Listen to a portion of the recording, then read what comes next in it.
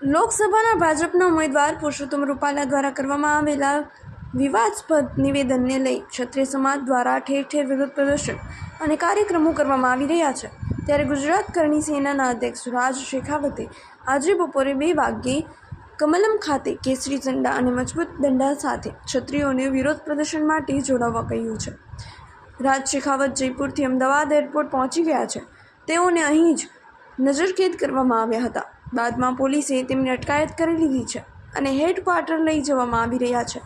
Crime બ્રાન્ચની team દ્વારા રાજ શેખાવતની અટકાયત કરવામાં આવી હતી।